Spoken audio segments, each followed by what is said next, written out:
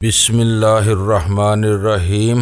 گمنام ہیرو کے معزز ناظرین، السلام علیکم۔ آئیے چلتے ہیں کہانی کی طرف۔ یہ بتاؤ کہ مجھے کہاں چھپنا ہوگا؟ میں نے وہ کام ختم ہونے کے بعد ویرا سے سوال کیا۔ کسی بھی ایسی جگہ چھپ جانا جہاں سے اسے دیکھ سکو، ضرورت پیش آنے پر فوراً مداخلت کر سکو۔ پھر وہ اپنی ریسٹ واچ پر نگاہ ڈالتے ہوئے بولی، تمہیں ابھی سے ان سب باتوں کی کیا فکر ہے؟ ابھی تو 11 ہی بجے ہیں، وہ 12 بجے آئے گا۔ اس دوران میں تم مجھے غزالہ کے بارے میں بتاؤ۔ 12 بجے آنا ضرور تھا، لیکن اب نہیں آؤں گا۔ اچانک کمرے میں ایک اونچی مردانہ آواز سنائی دی اور ہم دونوں ہی حیرت سے اچھل پڑے۔ ویرا کی آنکھوں میں حیرت کے ساتھ ہی سراسیم کی نظر آنے لگی تھی۔ میرے آنے کی شرط یہی تھی کہ تم مجھے تنہا ملو گی، لیکن تم نے یہ شرط توڑ دی ہے، اس لیے مجھے مجبوراً وہ بگ سسٹم استعمال کرنا پڑ رہا ہے جو تمہاری لا علمی میں کئی دن سے یہاں نصب ہے۔ اجنبی آواز گونج رہی تھی۔ تم کون ہو اور آخر ملاقات میں اتنی رازداری کے متمنی کیوں ہو؟ ویرا نے سوال کیا۔ اس اثناء میں میں نے آواز کے مخرج کا اندازہ لگا لیا تھا اور قالین پر دبے قدموں اس کی طرف بڑھ رہا تھا۔ میری رازداری کے اسباب کچھ اسی قسم کے ہیں جو تم کو حفاظتی اقدام پر مجبور کر چکے ہیں۔ کسی بھی بڑے کام میں بڑوں کی سلامتی تمام نتائج پر فوقیت رکھتی ہے۔ تو تم یہ کہنا چاہتے ہو کہ ویرا نے اس کی بات کاٹ کر کہنا شروع کیا، لیکن اسی لمحے کمرہ عجیب سی ریڈیائی گونج سے بھر گیا۔ میرے لیے وہ کوئی نئی بات نہیں تھی۔ اس وقت اجنبی نے ہم سے کسی دو طرفہ ٹرانسمیٹر کے ذریعے لاسلکی رابطہ قائم کیا ہوا تھا، اور ایسے ریڈیائی رابطوں میں ایک پیغام کا مکمل ہونے سے پہلے دوسرا فریق بھی بولنا شروع کر دے تو دونوں میں سے کسی طرف کا کوئی لفظ نشر نہیں ہوتا اور ریسیور پر بے ہنگم ریڈیائی شور سنائی دینے لگتا ہے جو کسی ایک کے خاموش ہونے تک برقرار رہتا ہے۔ ویرا کے لیے بھی وہ مواصلاتی شعبے نئے نہیں تھے، اس لیے صورتحال کا ادراک ہوتے ہی وہ یک لخت خاموش ہو گئی اور کمرے میں ایک بار پھر وہی اجنبی مردانہ آواز سنائی دینے لگی۔ اب تم نے سمجھ لیا ہوگا کہ میں کیسے تم سے مخاطب ہوں۔ عذرائے کرم، اب میری پوری بات ہونے سے پہلے نہ بولنا۔ آج میری اور تمہاری ملاقات کا امکان ختم ہو گیا ہے، لیکن میں زیادہ دیر انتظار نہیں کر سکتا، اس لیے ہمیں اب ایک دوسرے سے دور رہ کر اسی طرح مذاکرات کرنا ہوں گے۔ تم بے دھڑک بولتے چلے جاؤ، میں سن رہی ہوں۔ اس کے خاموش ہو جانے پر ویرا نے کہا، مجھے چھوٹا اسلحہ اور میگزین درکار ہے۔ تمہارے پاس جتنی کھیپ موجود ہے میں اس کا خریدار ہوں۔ ادائیگی نقد اور تمہاری مرضی کے مطابق ہوگی۔ تم مجھے پہلے رابطے میں بھی بتا چکے ہو کہ شی غیر قانونی اسلحے کی تجارت کرتی ہے۔ اس وقت میں نے تمہاری تردید کرنی مناسب نہ سمجھی، لیکن اب تم اپنا منہ کھول ہی بیٹھے ہو تو سن لو کہ شی پاکستان سے باہر بہت کچھ کرتی ہے، مگر یہاں ہم اسلحے کے لین دین سے دور رہتے ہیں کیونکہ پچھلے چند برسوں سے یہ بہت حساس علاقوں میں شمار ہونے لگا ہے، اور یہاں غیر قانونی اسلحے کی کوئی بھی قابل ذکر مقدار طاقت کے توازن پر اثر انداز ہو سکتی ہے۔ ایک بالغ آدمی کو پریوں کی کہانی سنا کر بہلانے کی کوشش نہ کرو۔ مجھے معلوم ہے کہ لاہور میں تباہ ہونے والے لائڈز کاٹیج کس کی ملکیت تھا اور اس کے زمین دوز تہہ خانوں میں کیا سامان ذخیرہ کیا ہوا تھا۔ ہماری پالیسی میں تبدیلی ہی لائڈز کاٹیج والے حادثے کے بعد آئی ہے۔ ویرا پوری مضبوطی کے ساتھ اپنے موقف پر اڑ گئی تھی۔ اور پھر ہم جہاں بھی اسلحہ فراہم کرتے ہیں جانے پہچانے لوگوں سے معاملہ کرتے ہیں، اجنبیوں سے ہم کسی قیمت پر کوئی سودا نہیں کرتے۔ جو آج تمہارے جانے پہچانے لوگ پہلی ڈیل کے وقت وہ بھی اجنبی رہے ہوں گے۔ یہ بتا دوں کہ اس وقت اسلحہ میری ضرورت ہے اور میں تمہیں اس کے بہت معقول دام دے سکتا ہوں۔ ایسے خریداروں کی ہر ایک قدر کرتا ہے۔ تم جس سے چاہو سودا کر سکتے ہو۔ پاکستان ہی میں کئی لوگ یہ کام کرتے ہیں۔ مجھے زیادہ تعداد میں اسلحہ درکار ہے، پھر جو کچھ میں چاہتا ہوں وہ شی ہی مجھے فراہم کر سکتی ہے۔ میرے مطلوبہ اسلحے تک دوسروں کی رسائی بہت مشکل ہے۔ تم اینٹی ایئر کرافٹ گنوں کے خواب تو نہیں دیکھ رہے؟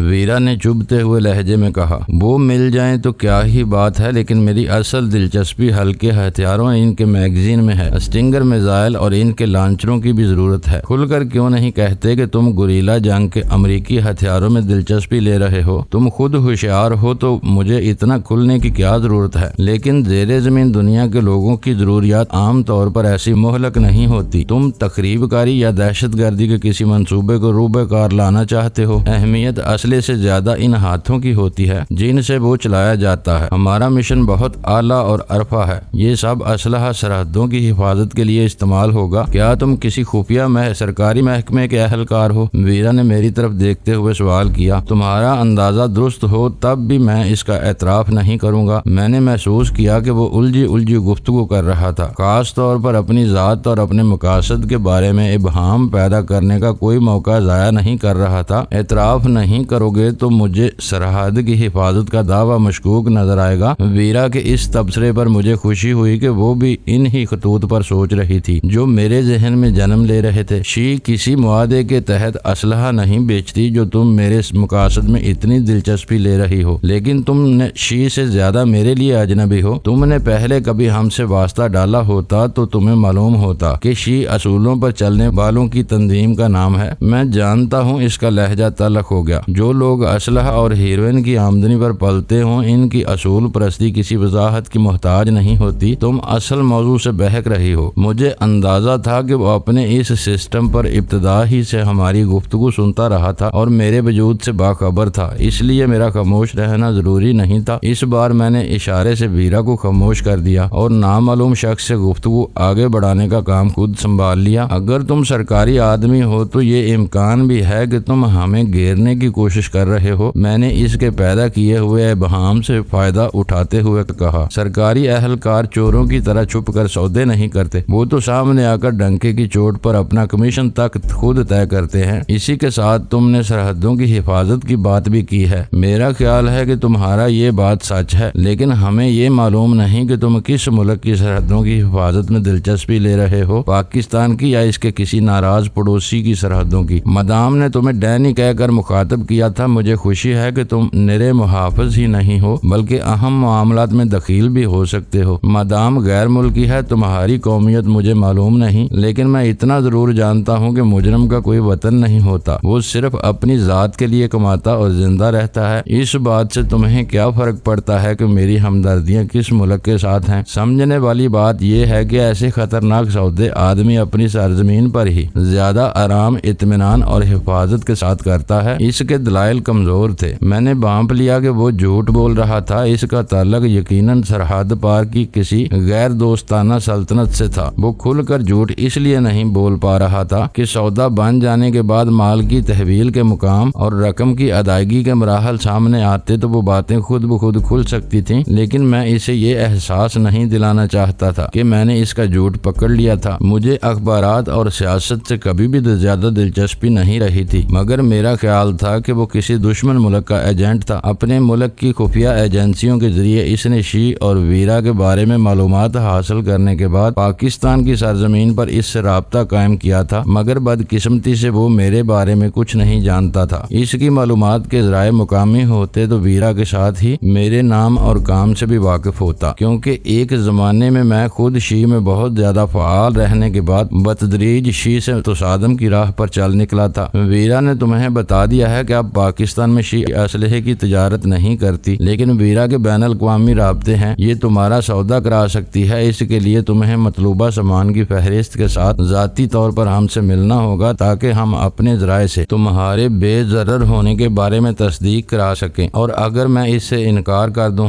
اس کا لہجہ تمسخر آمیز ہو گیا، جیسے میں نے اس سے کسی انہونی بات کا مطالبہ کر دیا ہو، پھر کچھ نہیں ہو سکتا۔ تم ویرا کے بارے میں مخبری کر کے اسے ماریانا گبرائل کی سفری دستاویزات پر پاکستان میں داخل ہونے کے جرم میں گرفتار اور پھر شاید ملک بدر تو کرا سکتے ہو، لیکن ہمارے خلاف اپنا کوئی اور الزام ثابت نہیں کر سکو گے۔ ویرا کا تنہا رہنا ہمارے کسی پروگرام کا حصہ ہے۔ ہم ہر کام قانون کی زد سے باہر رہ کر صاف ستھرے انداز میں سر انجام دیتے ہیں، جس پر کوئی انگشت نمائی نہیں کر سکتا۔ مخبری تو گھٹیا اور چھچورے حریف کرتے ہیں۔ میں اپنا کام نکالنا اچھی طرح جانتا ہوں، مگر میری مخلصانہ کوشش یہ ہوگی کہ ہم دوستانہ فضا میں کسی سمجھوتے پر پہنچ جائیں۔ مل بیٹھ کر ہی کوئی راہ نکالی جا سکتی ہے۔ ویرا کے اشارے پر میں اپنا فکرہ مکمل کر کے خاموش ہو گیا اور اس نے فوراً ہی بولنا شروع کر دیا۔ ڈینی کی تجویز معقول ہے۔ تم ہماری بہت سی کمزوریوں سے واقف ہو، جبکہ ہم تمہارے بارے میں کچھ بھی نہیں جانتے، اس لیے ہم سے مل بیٹھنے میں تمہیں کوئی خطرہ لاحق نہیں ہونا چاہیے۔ آپس میں ملے بغیر ہم کسی نتیجے تک نہیں پہنچ سکتے۔ تم جب چاہو ہم سے مل سکتے ہو۔ میں نے احتیاط کے طور پر تمہارے گھر کو بگ کرایا تھا تاکہ ملاقات سے پہلے تمہاری تیاریوں سے آگاہ رہ سکوں، اور تم نے مجھے مایوس کیا۔ تم باہر سے آئی ہوئی ہو، تم سے ملنے میں مجھے کوئی خطرہ نہیں تھا، لیکن تمہارے علاوہ میں کسی اور سے نہیں مل سکتا۔ یہ میرے اصولوں کے خلاف ہے۔ اسی اصول کی پاسداری کے لیے میں نے تمہارے گھر میں گفتگو سننے کے آلات نصب کرائے تھے، ورنہ مجھے یہ خطرہ مول لینے کی کوئی ضرورت نہیں تھی۔ چلو اب میں تم سے تنہا ہی ملوں گی۔ ویرا نے مجھے آنکھ سے اشارہ کرتے ہوئے اسے پیشکش کی۔ اس کی خفیف سی ہنسی کی آواز سنائی دی۔ پھر وہ بولا، میں یہ خطرہ مول نہیں لے سکتا۔ تم یہ کیوں بول رہی ہو کہ تمہارا آقا جم لائٹ بھی ذاتی تحفظ کے اسی اصول پر برسوں سے عمل پیرا ہے، اور کوئی بھی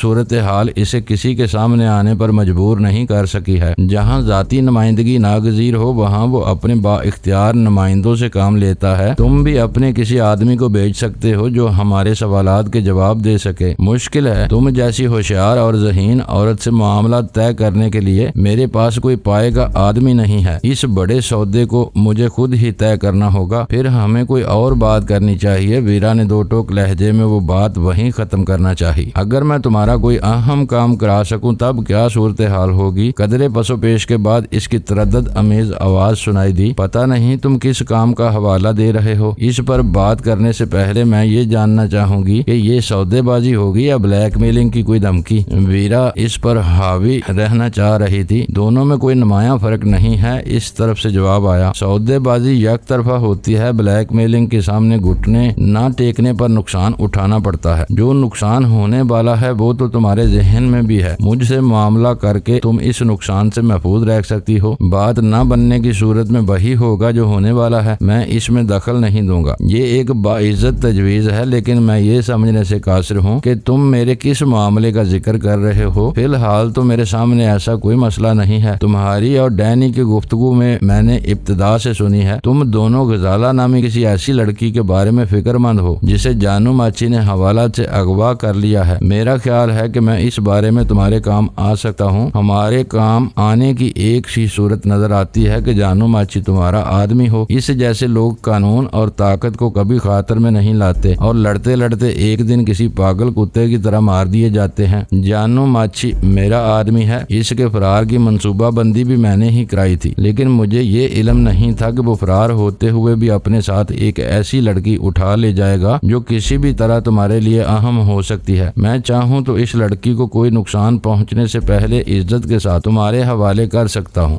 جانو ماچی سے اپنا تعلق ظاہر کر کے تم نے اپنا برم کھول دیا ہے۔ تم کسی خفیہ سرکاری محکمے کے اہلکار تو ہرگز نہیں ہو سکتے۔ ویرا خود پر قابو پاتے ہوئے غزالہ کے معاملے میں کسی غیر معمولی جوش کا مظاہرہ نہیں کر رہی تھی، بلکہ اس نے اپنی جرا کا مرکز اسی کی اصلیت کو بنایا ہوا تھا۔ یہ تمہارا مفروضہ ہے جس کا حقائق سے کوئی تعلق ضروری نہیں۔ تم جانتی ہو کہ جانو ماچی یا اس جیسے دوسرے جرائم پیشہ لوگ سرکاری اہلکاروں کی سرپرستی ہی میں پروان چڑھتے ہیں۔ اس بحث میں پڑھ کر تم اصل موضوع سے بھٹک رہی ہو۔ ہمیں وقت ضائع کرنے کی بجائے غزالہ کے بارے میں بات کرنی چاہیے۔ جانو کے آدمی اسے کراچی سے نکال لے گئے تو یہ معاملہ طول پکڑ سکتا ہے۔ ویرا استفسار طلب نگاہوں سے میری طرف دیکھ رہی تھی، لیکن میں نے کسی رد عمل کا اظہار نہیں کیا۔ میرے کچھ کہے بغیر بھی ویرا جانتی تھی کہ میں غزالہ کو اس ذلت امیز قید سے ہر صورت میں رہائی دلوانا چاہتا تھا۔ وہ غزالہ کی مدد کے بدلے شی سے مخصوص قسم کے ہتھیاروں کی ایک بڑی کھیپ خریدنا چاہ رہا تھا، جو شی یا ویرا کے لیے کوئی نامناسب مطالبہ نہیں تھا۔ وہ لوگ تو خود ہی دہشت گردوں اور تخریب کاروں میں اسلحہ کھپانے کے لیے کوشاں رہتے تھے۔ ہم غزالہ کی آبرو مندانہ واپسی چاہتے ہیں، لیکن اس کی صورت کیا ہوگی؟ چند ثانیوں کے بوجھل سکوت کے بعد ویرا نے اس سے سوال کیا۔ جو کچھ طے ہو جائے گا اس پر نیک نیتی کے ساتھ عمل ہونا چاہیے، لیکن میں کوئی خطرہ پھر بھی مول نہیں لوں گا۔ غزالہ کو میں اپنی حفاظت میں لے لیتا ہوں، اسی ٹرانسمیٹر پر میں تم سے اس کی بات کرا دوں گا۔ اس کے بعد ہمارا سودا طے ہوگا۔ مال کی وصولیابی کے وقت سودے کی رقم کے ساتھ غزالہ تمہارے حوالے کر دی جائے گی۔ اس بندوبست میں کہیں بھی خلل آیا تو اس کے نتائج غزالہ کو بھگتنا ہوں گے۔ میں اس کے ساتھ ایسا سلوک کروں گا جس کا عشر اشیر بھی جانو ماچی کے وہم و خیال میں نہیں آ سکا ہوگا۔ تمہاری بدعہدی کی صورت میں ہم کہاں جائیں گے؟ ویرا نے سوال کیا۔ ہمارے لیے تو تم محض ایک آواز ہو جس کا تعاقب نہیں کیا جا سکتا۔ میں تمہیں مؤثر ضمانتیں فراہم کر سکتا ہوں۔ اس کا لہجہ پر اعتماد تھا۔ پھر تم آخری مرحلہ آنے تک سودا منسوخ کر سکتی ہو۔ یہ سمجھنے کی کوشش کرو کہ غزالہ تو اب بھی محفوظ نہیں ہے۔ میری مداخلت سے اسے تحفظ مل جائے گا۔ میں نے تم سے کوئی بد عہدی کی تو مجھے کیا مل جائے گا؟ غزالہ تو میرے لیے ایک ان دیکھی لڑکی ہے۔ میں حسینہ عالم کی خاطر بھی اپنا یہ سودا خراب نہیں کروں گا جس کے لیے میں نے اتنے پاپڑ بیلے ہیں۔ یہ اسلحہ تمہیں ان ڈاکوؤں کے لیے درکار ہے جو تمہاری سرپرستی میں پال رہے ہیں؟ میں نے دخل دیتے ہوئے سوال کیا۔ اسلحہ بیچنے کے بعد تمہاری ذمہ داری ختم ہو جاتی ہے۔ اس کے لہجے میں ہلکی سی تلخی آ گئی۔ تمہاری سوچ بہت محدود معلوم ہوتی ہے، مجھ سے ویرا کو بات کرنے دو، تمہیں کیا کیا درکار ہے؟ ویرا نے مجھے خاموش رہنے کا اشارہ کرتے ہوئے سوال کیا۔ وہ میری الجھن کا سبب سمجھ رہی تھی۔ وہ اچھی طرح جانتی تھی کہ میں نے محض پاکستانی معاشرے کی فلاح کی خاطر شی سے مخاصمت مول لی تھی۔ مجھے یہ گوارا نہیں تھا کہ میں خود اپنے ہاتھوں سے اپنے لوگوں کو ہیروئن کے لا علاج عذاب میں مبتلا کرتا رہوں، اور پھر بات وہیں آ گئی تھی کہ غزالہ کی سلامتی کے نام پر وہ شخص اسلحے کا طلبگار تھا۔ غیر قانونی اسلحہ جہاں اور جس کے پاس ہو کبھی امن اور فلاح کی آبیاری کے لیے استعمال نہیں ہوتا، اور دہشت گرد گوریلوں کے ہاتھ لگ جائے تو سرحدوں کا تعاون بن کر ملکوں کے جغرافیے کو بدلنے لگتا ہے۔ وہ دونوں ہی صورتیں میرے لیے تکلیف دہ تھیں۔ شی اپنے طور پر جو چاہتی وہ کر سکتی تھی، لیکن غزالہ کے حوالے سے جو کچھ ہوتا ہوا نظر آ رہا تھا وہ اچھا نہیں تھا۔ ٹائپ کی ہوئی فہرست آج شام تک تمہیں مل جائے گی، دوسری طرف سے جواب آیا تھا۔ اصولی اتفاق رائے سے پہلے میں یہ وہ فہرست سننا چاہتی ہوں، ویرا نے اصرار کیا۔ اس نے فہرست پڑھنا شروع کی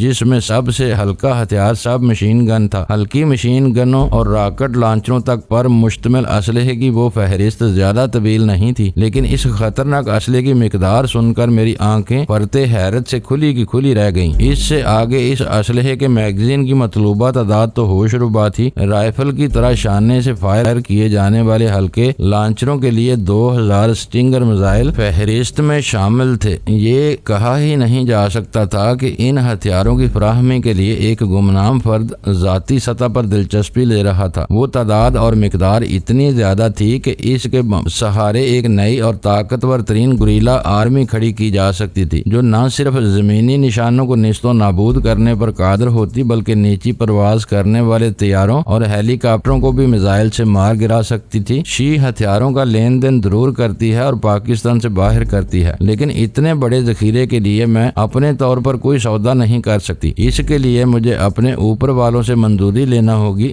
ویرا نے کہا۔ اس منظوری میں کتنا وقت لگ جائے گا؟ اس نے سوال کیا۔ فون پر شام تک معاملہ طے ہو سکتا ہے۔ ابھی تو یورپ میں صبح بھی طلوع نہیں ہوئی ہوگی، لیکن مجھے ڈر ہے کہ موجودہ سیٹ اپ کے ساتھ ہم اسلحے کی اتنی بڑی کھیپ پاکستان میں نہیں لا سکیں گے، لیکن میرے لیے یہ بہت ضروری ہے، اس نے زور دے کر کہا تھا۔ مجھے مال ہر صورت میں سانگڑ یا تھرپار کر کے کسی سرحدی قصبے میں ملنا چاہیے۔ اگر یہ بندوبست سرحد پر راجستھان کے کسی علاقے میں طے پا جائے تو کیسا رہے گا؟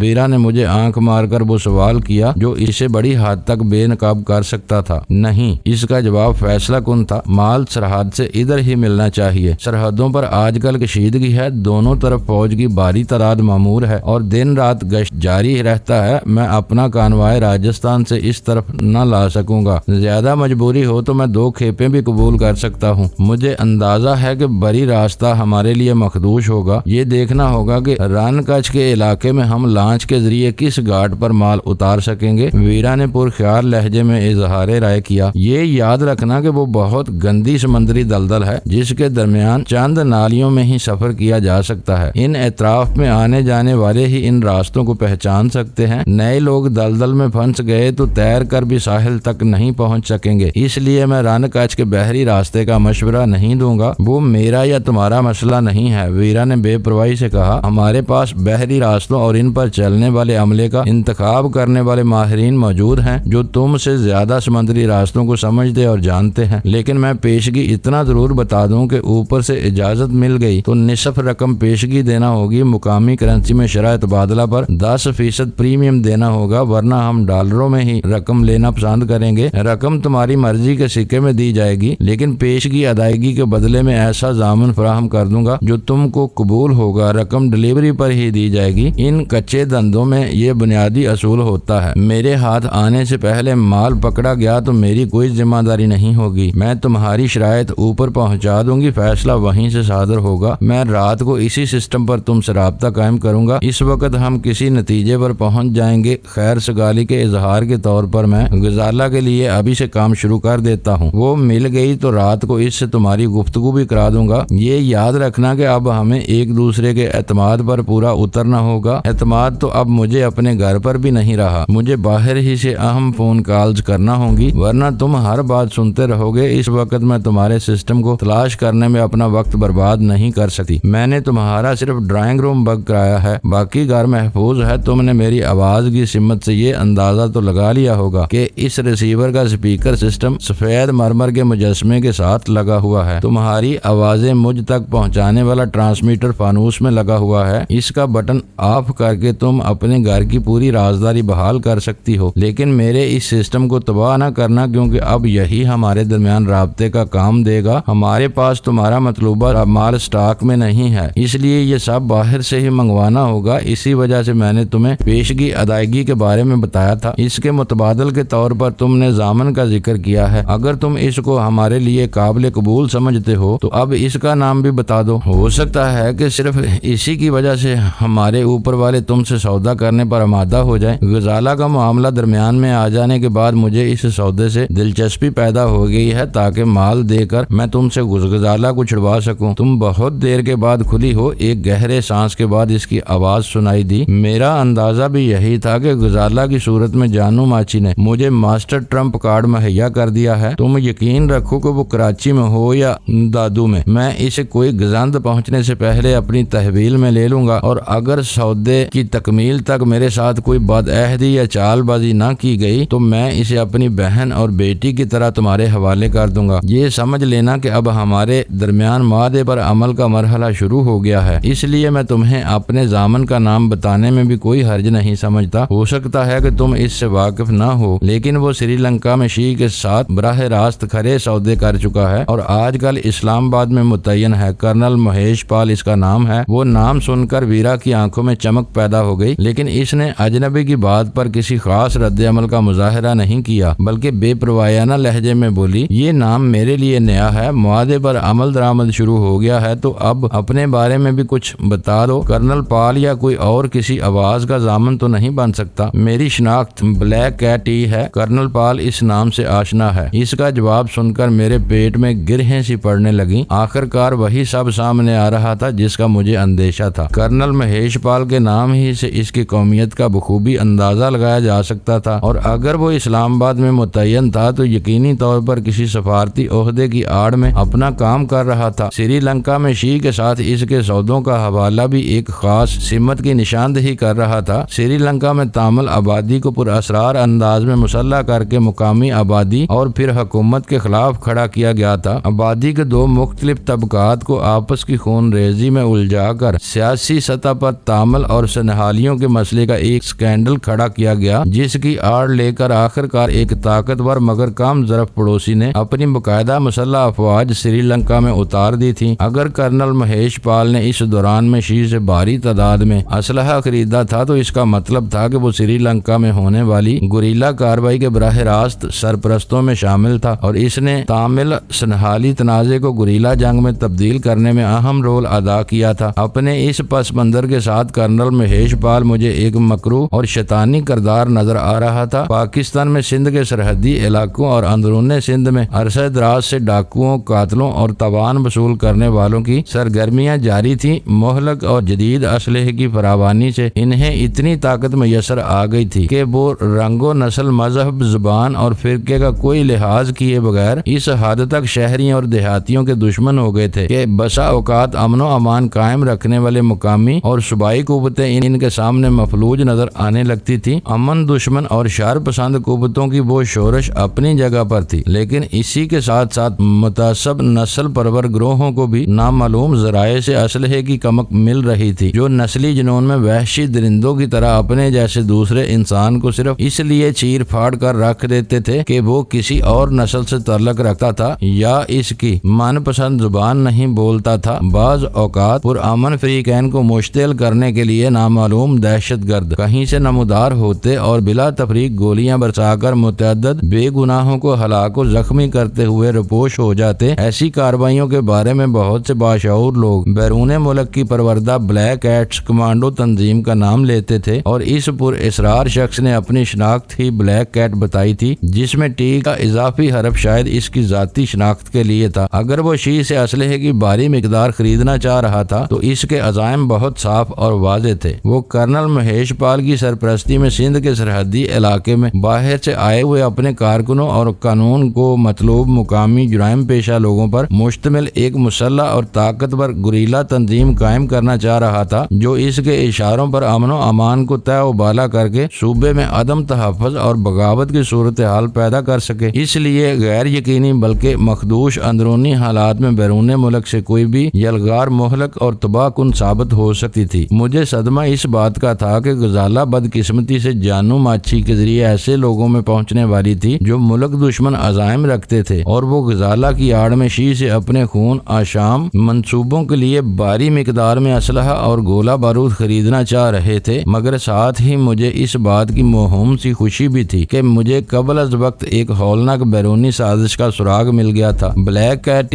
ویرا نے اس کا کوڈ دہرایا۔ بلیک کیٹس تو شاید سرحد پار کے ایک تجربے کار کمانڈو گروپ کا نام ہے، کیا تم انہی کے لیے کام کر رہے ہو؟ یہ فضول باتیں ہیں جو پروپیگنڈے کے ذریعے پھیلائی جاتی ہیں۔ اس کی سخت آواز گونجی۔ تمہیں میرے اوپر ریسرچ کرنے کی ضرورت نہیں، میں نے تمہیں وہ کوڈ بتایا ہے جو کرنل مہیش پال کے لیے نیا نہیں ہے۔ جو باتیں خود بخود سامنے آ جائیں انہیں تم ریسرچ نہیں کہہ سکتے۔ 2+2 کا جواب ہر شخص 4 ہی دے گا۔ اسے 3.25 یا 4.25 ثابت کرنے کے لیے ریسرچ کی ضرورت پڑتی ہے۔ تمہیں شام کو میری مطلوبہ فہرست مل جائے گی اور میں رات کو 9 بجے تم سے خود رابطہ قائم کروں گا۔ معزز ناظرین، لائک کریں، شیئر کریں اور کمنٹس باکس میں پاک آرمی زندہ باد، پاکستان پائندہ باد کا نعرہ ضرور درج کر کے اپنے ملک پر فخر کریں اور پاکستان کی بنیادیں مضبوط کرنے میں اپنا کردار ادا کریں۔ ویڈیو دیکھنے کا شکریہ۔ معزز ناظرین، اپنا خیال رکھیے گا اور ہمارے چینل کا بھی۔ ISI پاک آرمی زندہ باد، پاکستان پائندہ باد۔